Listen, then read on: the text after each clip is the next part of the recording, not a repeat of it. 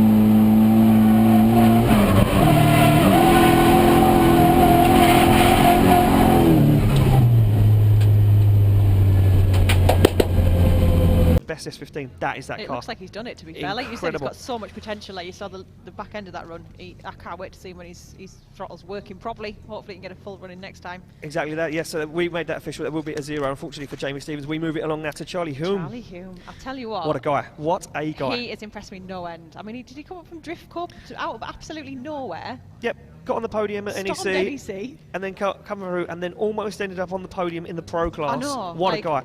Unbelievable, unbelievable. Well, here we go now. Charlie Hume for his first qualifying run. Nice opposite flick deep into the outside zone. And you can see Hume absolutely committed very deep. And he's looking very good. He's very deep in the outside zone as he gets back on the throttle. You can see him kick that clutch as Charlie Hume pedaling this car. Not the most powerful car on the grid, but Hume making it work right now. He's a fantastic driver, Incredible. and he is really technical as well, and that's what gets him. He's consistently technical. Yeah, the operations manager from Halifax in Yorkshire. SR20 under the bonnet, just 300 horsepower, representing Kenda Tyres, AB Auto Works, a Retro Speed Shop, DARCV, Vehicle Restoration and Fabrication. And there we go, Charlie Hume putting in a very nice first qualifying run. Excellent run, and that shows as well why he deserves a place where he is Oh, now. wow, look at this. A 77 puts Hume in second place in qualifying at the moment, and that's a statement. That's consistent. That's someone coming back saying, you know what, I'm not a one-hit wonder. I'm here to rock this championship, and he gets an absolutely incredible score. And we go back to the line with this.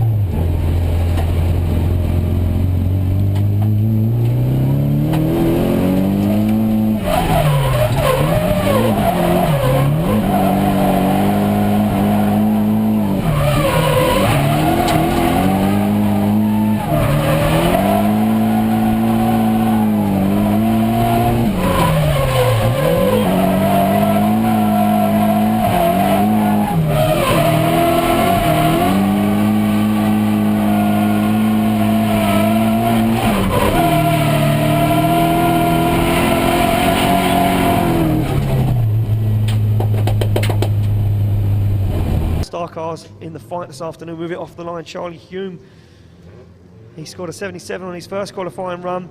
This guy, Mr. Consistent, what can he do on his second qualifying run as he fires into outside zone 1? Looking cool, calm and collected is the young man. He said, I'm not a one-hit wonder. I'm in the championship to make it work, and he goes very deep into outside zone 3. And that unnatural line, Charlie Hume pulling it out the bag, fires through the middle of the circuit. See him dab the handbrake as he puts foot to floor. And now Charlie Hume works his way around, just 2 more final outer zones to now, and he gets very deep into that one. He looks for the final one and brings it across the line, and Charlie Hume looking super consistent. He is, he's definitely Mr. Consistent, isn't he? He's absolutely stormed BDC this year. Well, I say this year. He's only 2 rounds. Second two round. rounds. 2 rounds. Yeah. And he's gone from Drift Cup to BDC into Well, he Pro. sits in 7th place at the moment. A big score coming in, and an 81 puts him in, stays where he is in 7th place, and a good score there for Charlie Hume.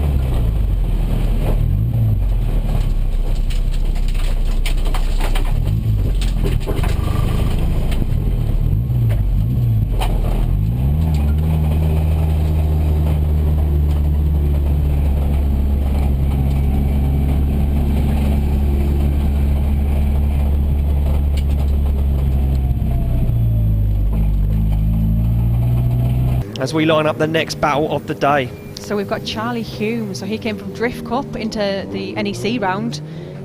He absolutely stormed it and ended up driving with the pros on the Sunday, which was just quite unbelievable, really. He's a guy with a lot of talent, and he is now up against Lewis Baker on the line.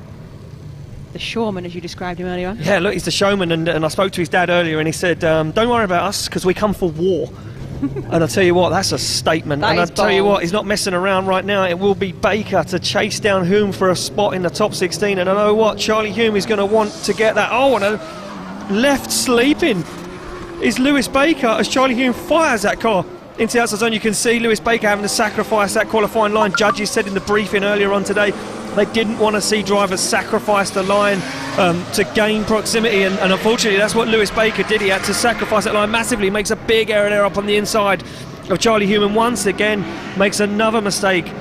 And Lewis Baker here making mistake after mistake to try and keep up with Lewis Baker. Oh, but no, Charlie Hume shuts the car down. How is and that? I do believe, look, I was going to make an assumption there, but I'm going to rein it back in all my excitement. I was going to say that I thought Lewis Baker could potentially have a 10-0, a 0 Yeah. on that run, because so many mistakes Too made. many mistakes. Yeah, but then he was still drifting. Although there was a few straight-ins and a few errors, it still could maybe be a 1 point. It could be 1 point. He was still drifting. So it could have been a 9-1 up until that point that Charlie Hume shut it down. So it could have reversed itself, and Charlie Hume could be sitting on a 0 and Lewis Baker could be sitting with 10 points.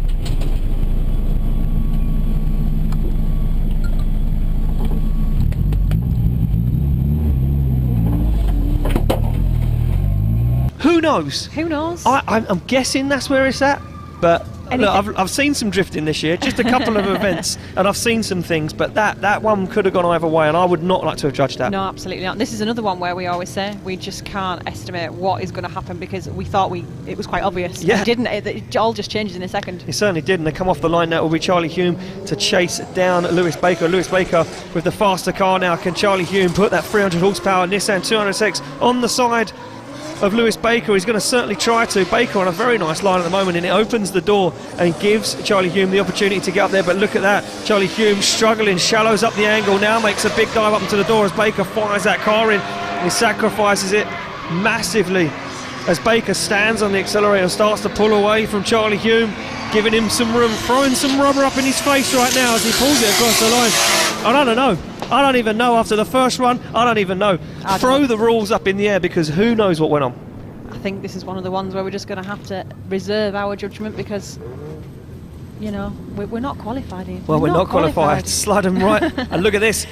Lewis Baker, ladies and gentlemen, getting the win and advancing through. Judges, we just got to quickly fire it back to you. A scrappy first half of the run there. Yeah, it all came down to that first half there. Lewis was literally just on the cusp of having a 10-0. It was 9-1 advantage to Charlie. Unfortunately though, Charlie shutting off for whatever reason it was before the end of the track there, forcing Lewis into, obviously fully braking, Charlie not getting back into the drift. It wasn't a small straighten, that was a full shut off, so that swung a 10-0 advantage at Lewis's way. And then on the other, when they switched it round, Lewis didn't make enough of any mistakes. It wasn't a perfect run in the slightest, but not enough to go a 10-0 again. So unfortunately, Charlie bowing out and Lewis taking the win.